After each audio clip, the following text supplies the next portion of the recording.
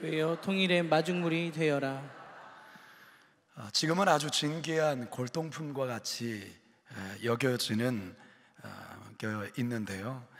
제가 어릴 적만 해도 시골 집 마당에 흔히 볼 수 있었던 것이 바로 물 펌프라는 것입니다. 여러분, 이게 뭔지 아시죠? 화면에 한번 보여주시죠. 사실 이 펌프가, 물 펌프가 있는 집은 나름 사는 집이었습니다. 왜냐하면 보통은 시골 마을에서는 이제 공동 우물에서 물을 길거나, 그리고 개울에 가서 물을 길어다가 집 앞에 놓이는 큰 항아리에다가 이렇게 물을 가득 채워서 필요할 때마다 그 물을 퍼서 이렇게 밥을 짓기도 하고, 또 이렇게 국을 끓이는데 그렇게 사용을 하곤 했습니다. 저희 고향 제주도에는 이제 물허벅이라는 게 있는데요. 이게 작은 항아리죠. 저 항아리에다가 개울이라든지 공동우물에 가서 저 안에다가 이제 물을 가득 채워서 저걸 이고 와서 집 마당에 있는 저 큰 항아리에다가 저런 식으로 이렇게 물을 이렇게 붓는 거죠. 그래서 큰 항아리에 있는 저 물을 또 필요할 때마다 사용을 합니다. 물펌프는 펌프에 달린 손잡이를 잡고 열심히 펌프질을 해서 땅 속에 있는 그 지하수 물을 끌어올리는 거죠. 근데 이 펌프질이 쉽지가 않습니다. 이게 열심히 이게 나름 힘이 있어야 되는데요. 근데 아무리 펌프질을 해도 펌프가 이렇게 헛돌면서 물이 나오지 않은 경우들이 있죠. 그때의 펌프 안에다가 한 바가지 물을 넣고 또 열심히 펌프질하게 되어지면 아주 시원스럽게 물이 쏟아져 나옵니다. 이때 물 한 바가지를 뭐라고 합니까? 그게 마중물인 거죠. 마중물. 손님이 오면 주인이 마중을 나가 맞이하는, 땅 속에 있는 새물을 맞이하는 물, 그래서 마중물이라고 불렀던 것입니다. 아무리 물이 부족해도 이 물펌프 이 옆에는 이 마중물을 항상 남겨둬야 했습니다. 그래야 그것으로 지하에 있는 물을 끌어올리기 때문에 통일의 거대한 이 지하수를 퍼올린다라는 것은 참 쉬운 일이 아니에요. 이제 우리가 남과 북이 분단이 되어서 이제 80년을 향해서 지금 나아가고 있는데요. 이 통일이라는 이 거대한 이 물을 퍼올린다라는 것은 쉽지 않은 일입니다. 그래서 이 통일을 위해서 국가적인 차원에서, 그리고 또한 사회의 여러 많은 시민단체가, 그리고 우리 교회도 마찬가지, 여러 많은 한국 교회가 나름 이 통일을 위해서 열심히 이 펌프질을 하고 있는 거죠. 근데 열심히 펌프질만 해서 되는 것이 아닙니다. 펌프질을 하지만 이 펌프가 겉돈다면 지하에 있는 물을 퍼올릴 수가 없는 거예요. 그러면 그 지하에 있는 물을 퍼올릴 수 있게 하는 그 물이 뭐라고요? 마중물이라고 했어요. 자, 그러면 통일이라는 이 엄청난 이 지하에 있는 물을 끌어올리는 그 마중물, 그게 뭐냐? 저 오늘 이 특별 새벽기도, 우리 통일선교 특별 새벽기도를 맞아서 오늘 저는 그것을 저와 여러분들이 함께 오늘 말씀을 통해서 나누려고 합니다. 바라기는 오늘 말씀을 통해서 그 거대한 통일의 그 지하수를 끌어올릴 수 있는 그 마중물이 무엇인지 오늘 말씀을 통해 크게 깨닫고 함께 통일을 위해 기도하실 수 있는 저와 여러분 되길 주님의 이름으로 축원합니다. 함께 따라합시다. 멈추지 않는 기도가 통일의 마중물입니다. 멈추지 않는 기도가 통일의 마중물입니다. 현실에서 여전히 응답되지 않은 기도 제목을 갖고 5년, 10년, 15년, 20년, 30년, 40년, 더 나아가고 50년 기도한다는 것 쉽지 않습니다. 어떤 특별한 기도의 제목을 가지고서 단기적으로 집중해서 기도하는 것은 얼마든지 할 수 있습니다. 그런데 현실의 응답이 전혀 보이지 않는데 그 기도 제목을 갖고 10년, 30년, 40년을 기도한다는 것은 너무너무 어려운 일이에요. 응답되지 않은 기도 앞에 우리는 어떤 마음을 갖게 됩니까? 어떤 의심이 듭니까? 하나님은 나의 기도에 관심이 없나? 이런 생각이 들어요. 그러면서 마음에 실망도 하게 되고 마음에 시험도 들고 그러면서 기도를 멈추게 되는 일들이 있습니다. 저는 충분히 그 마음이 이해가 돼요. 아니, 기도를 하면 어떤 변화가 있어야 될 거 아니에요. 기도에 대한 어떠한 그 열매가 있어야 되지 않겠습니까? 근데 그 열매는 보이지가 않아요. 계속 기도는 하는데 전혀 현실 속에 응답되지 않을 때 마음에 실망이 되는 거예요. 시험이 드는 거예요. 그런데요, 종종 우리 주변에서도, 우리 성도님들 중에서도 계속해서 기도하는데 그 기도에 응답이 되지 않아서 실망하시는 분들도 있지만, 그럼에도 불구하고 여전히 응답되지 않은 상황에서 끝까지 기도하다가 어느 순간에 하나님께서 그 기도를 응답해 주심으로 인하여서 놀라운 기쁨을 경험하는 일들이 있다, 그 말이에요. 저는 저희 부모님을 통해서 그걸 봤어요. 저희 집안의 이 둘째 형님이 저희 집안에서는 큰 기도 제목이었어요. 저희 부모님의 속을 새까맣게 했던 장본인이 우리 둘째 형님인데요, 청소년기 때에 하나님을 떠난 거예요. 하나님을 떠났어요. 그 형님만 그러셨어요. 하나님을 떠났는데 부모님의 기도가 뭐겠습니까? 하나님을 떠난 그 둘째, 그 아들이 하나님께로 돌아오게 하는, 하나님께로 돌아오도록 하는 그 눈물의 기도, 이 기도를 정말 오래 했어요. 제 기억으로는 한 40년 한 것 같아요. 가끔은 제가 그 기도 안 했으면 좋겠어요. 왜냐하면 전혀 그 기미가 안 보이거든요.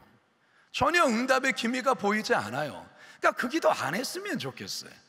근데 저희 부모님은 그 기도 매일 하는 거예요. 그 둘째 주 앞에로 돌아오게 해달라고. 40년 가까이 저희 부모님이 그거 갖고 기도했는데요, 언제 응답됐는지 아십니까? 저희 아버지 장례 치를 때 응답됐습니다.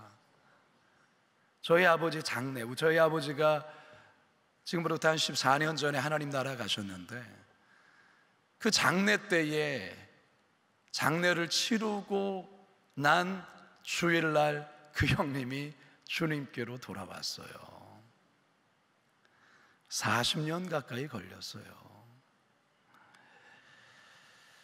오늘 우리가 대하는 본문 역시 그러한 놀라운 기도의 응답을 담고 있다 생각하는데요, 쌍둥이 형제 야곱과 에서가 극적으로 상봉하는 장면을 담고 있는 본문입니다. 오늘 본문이, 여러분들도 잘 알다시피 이 둘은 서로 2, 3초 사이에 누구는 형이 됐고 누구는 동생이 되었어요.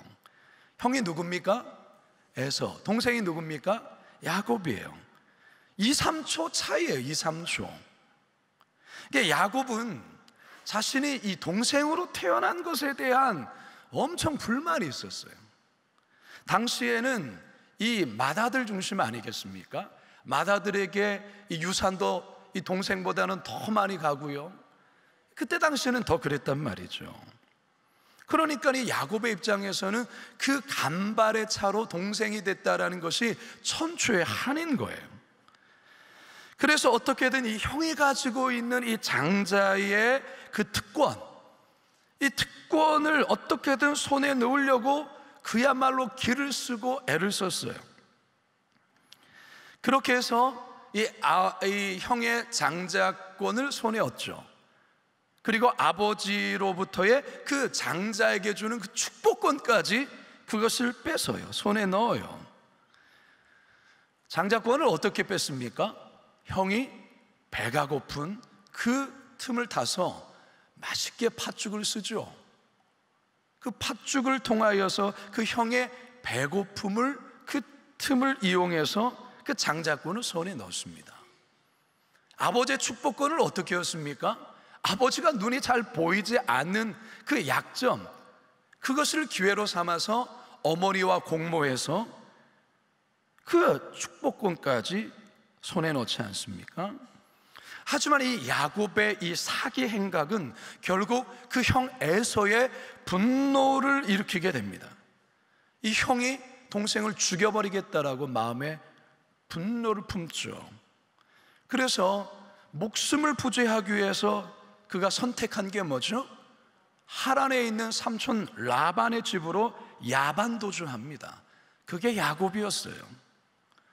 야곱은 라반의 집에서 우여곡절 속에 그의 딸들과 결혼을 하고 많은 자녀를 낳아요. 그렇게 20년이 넘는 세월이 흐르게 됩니다. 20년이 세월이 흐른 어느 날, 그도 고향 가고 싶잖아요. 아버지 보고 싶잖아요. 그래서 이제 마음의 정리를 하고 이제 하란을 떠나서 이제 고향집으로 가고 있는데, 고향집이 점점 다가오면 다가올수록 야곱의 마음에는 불안과 두려움이 엄습해 오는 거예요. 왜 그렇습니까? 형 에서의 복수에 대한 두려움이에요. 20년 전으로 거슬러 가서 형에게 자신이 행했던 그 못된 짓이 세월이 흘렀지만 그 마음의 깊은 두려움으로 자리하게 된 겁니다.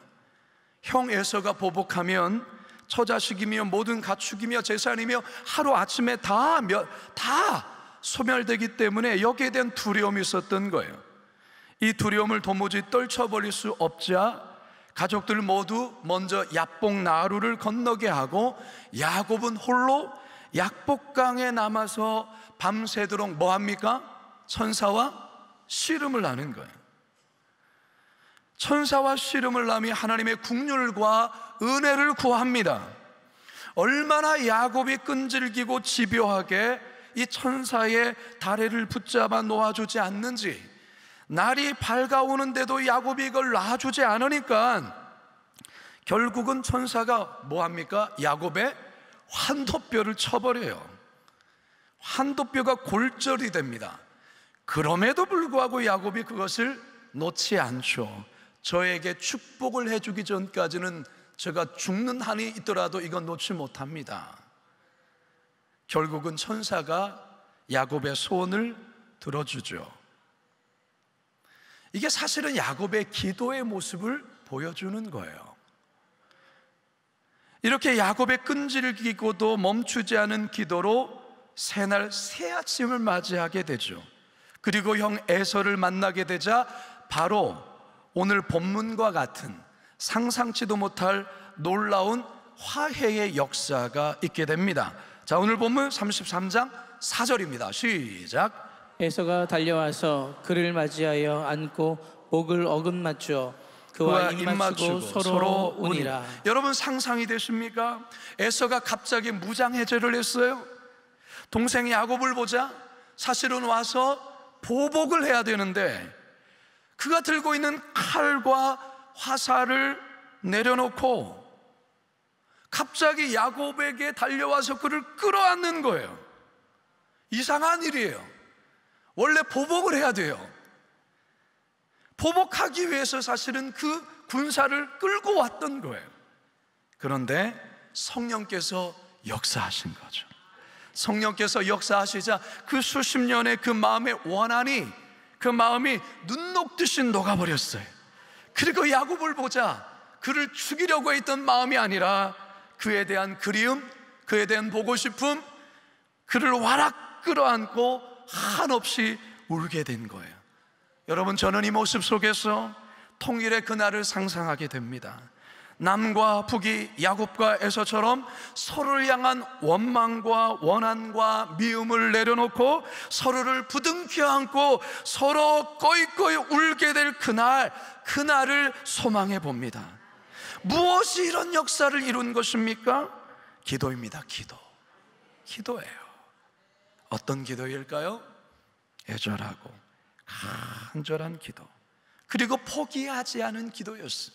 자, 창세기 32장 11절에서 13절 상반절입니다. 시작. 내가 주께 간구하오니 내 형의 손에서 에서의 손에서 나를 건져 내시옵소서.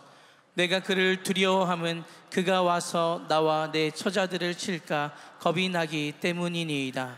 주께서 말씀하시기를 내가 반드시 내게 은혜를 베풀어 내 시로 바다에 셀 수 없는 모래와 같이 많게 하리라 하셨나이다. 야곱이 거기서 밤을 지내고.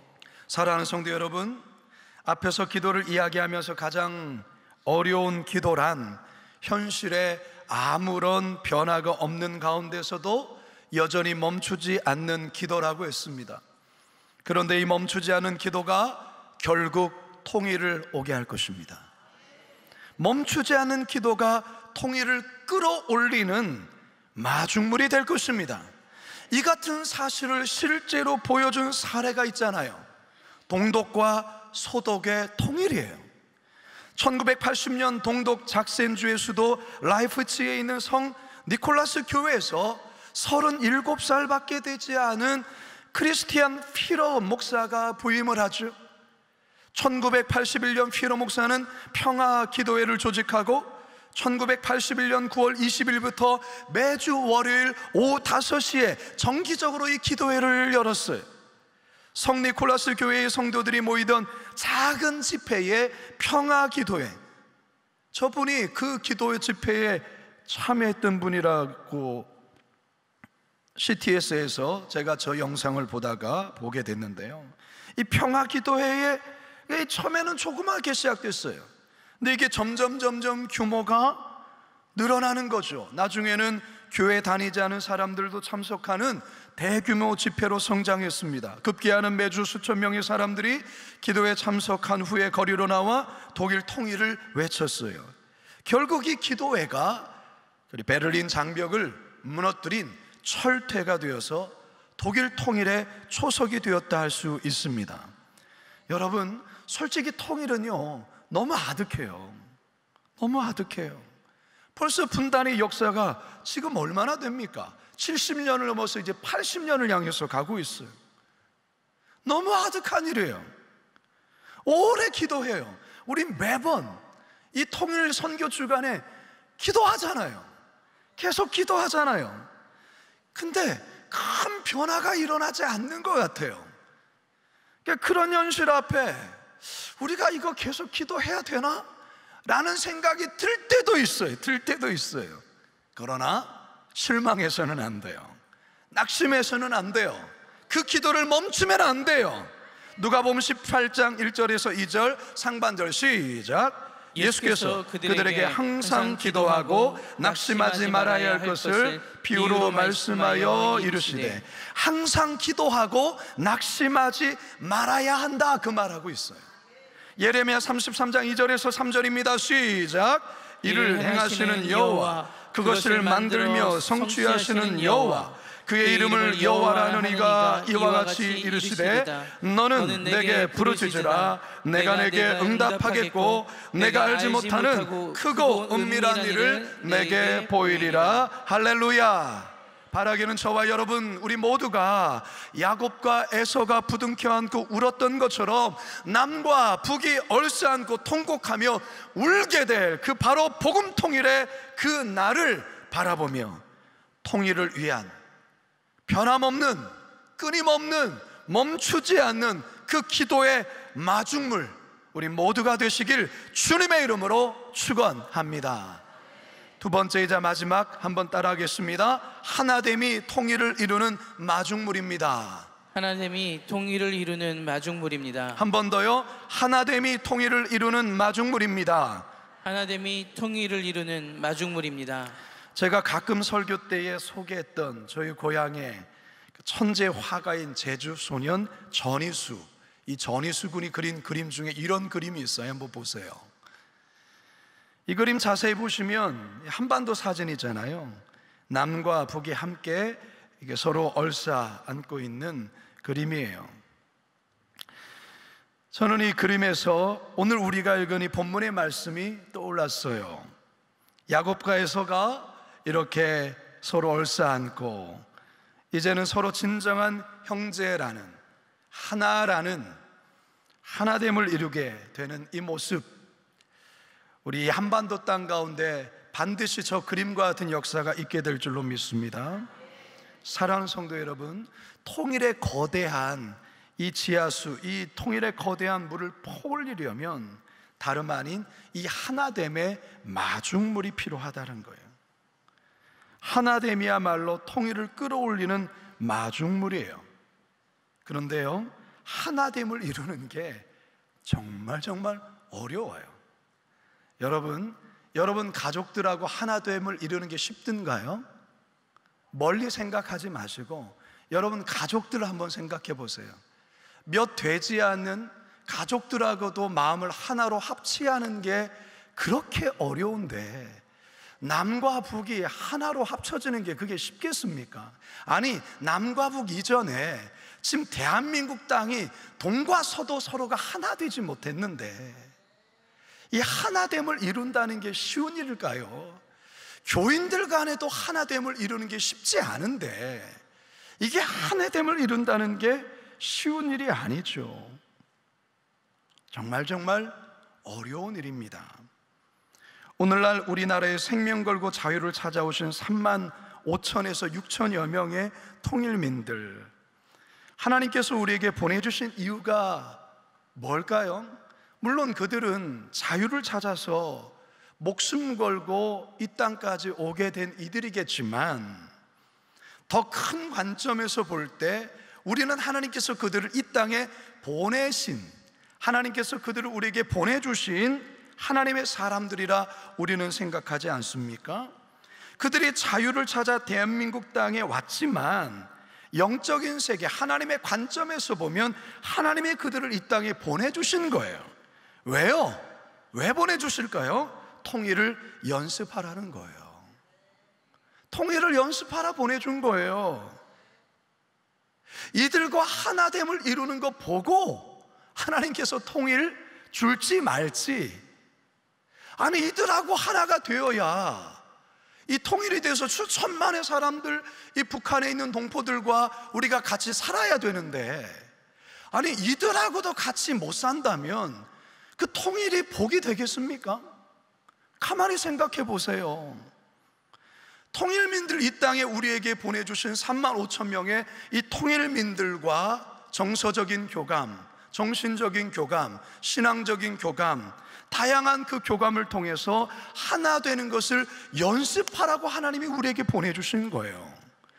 이들과도 우리가 하나됨을 이루지 못한다면 과연 통일이 되었을 때 남과 북이 진정한 하나됨을 이뤄갈 수 있겠느냐라는 거예요. 오히려 통일이 재앙이 될 수도 있어요. 따라서 통일이 재앙이 아니라 우리에게 축복이 되려면 하나됨을 이루어야 합니다. 사실 통일민과의 하나됨만의 문제가 아니죠. 방금 전에 말씀드렸던 이 우리나라의 이번 대통령 선거를 통해서도 보았지만 동과 서가 너무나도 빨갛고 파란 게 너무나도 분명하게 나뉘어져 있는 것을 보지 않습니까? 경상도와 전라도도 마찬가지예요. 너무나도 크게 양분되어 있어요.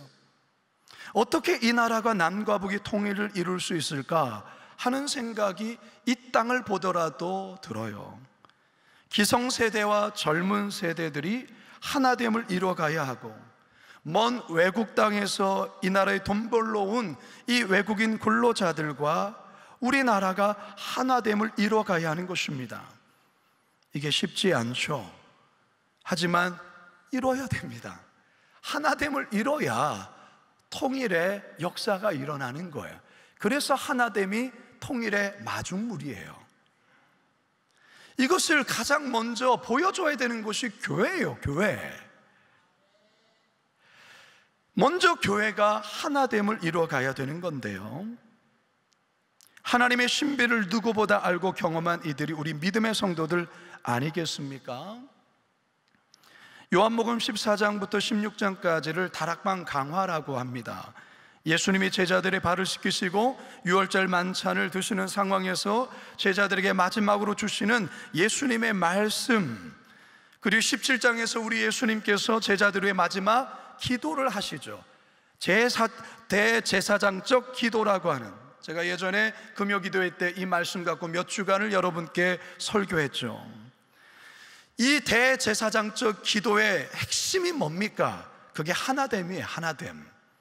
자, 요한복음 17장 21절에서 23절 같이 한번 읽어봅니다. 시작. 아버지여, 아버지께서 내 안에, 내가 아버지 안에 있는 것 같이 그들도 다 하나가 되어 우리 안에 있게 하사 세상으로 아버지께서 나를 보내신 것을 믿게 하옵소서. 내게 주신 영광을 내가 그들에게 주었사오니 이는 우리가 하나가 된 것 같이 그들도 하나가 되게 하려 함이니이다.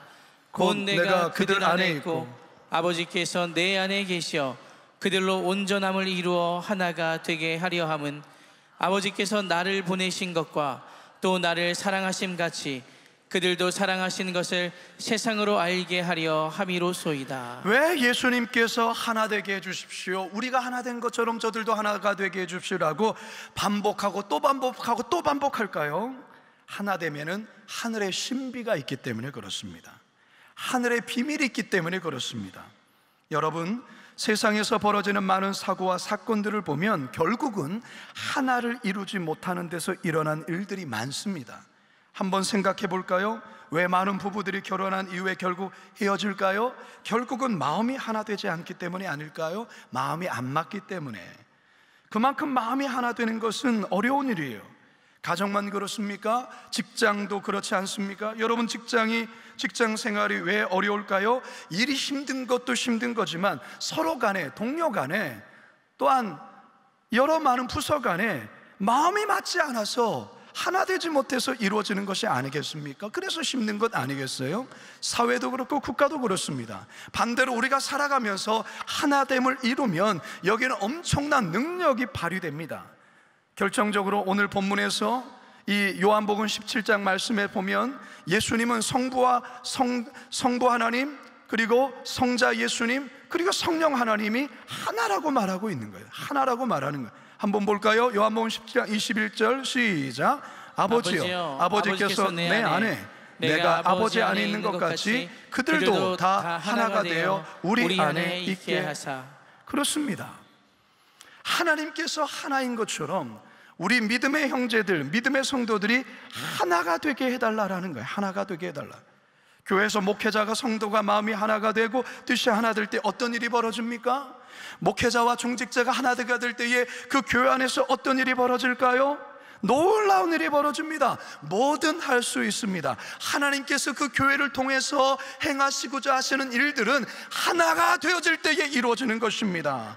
아무리 교회가 크고 수많은 사람들이 모여 있을지라도 교회의 성도가 목회자와 중직자가 하나 되지 않는다면 그곳에서 마귀가 역사하는 거예요. 그러나 하나 되면 성령의 폭발적인 역사가 일어나는 것입니다.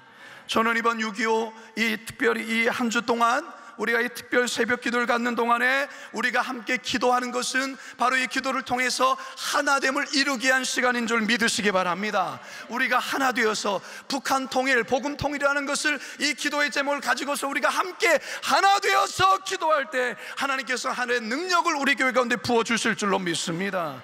그러면 하나님께서 우리 교회를 통하여서 놀라운 역사를 이루실 것입니다. 그래서 오늘 우리가 읽은 에베소서 4장 3절 말씀에 평안이 매는 줄로 성령이 하나 되게 하신 것을 어떻게 지키라? 힘써 지키라. 그냥 되지 않다라는 거예요. 그냥 이루어지지 않습니다. 힘써 뭐라고요? 지키라. 힘써 지키라. 이제 저는 말씀을 정리하려고 합니다. 하나됨을 이루기 위해서 우리가 선행해야 될 것이 있습니다.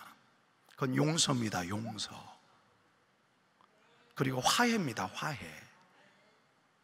야곱과 에서가 서로 끌어안고 울 수 있었던 것, 그 마음의 미움의 그 원한을 내려놓았고 성령의 역사하심 속에 용서하고 화해했기 때문에 하나를 이루게 된 거예요.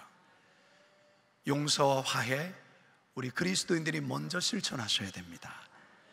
그래서 이 교회 안에서 하나됨을 보일 때 이 하나됨의 역사가 사회로 흘러가고 국가로 흘러가서 결국 이 하나됨이 통일을 이루는 마중물의 역사가 있게 될 줄로 믿습니다.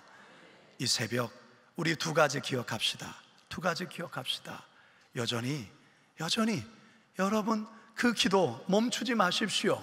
어떤 기도입니까? 멈추지 않은 기도. 그게 바로 통일의 마중물이라고 했습니다. 또한 마중물이 무엇입니까?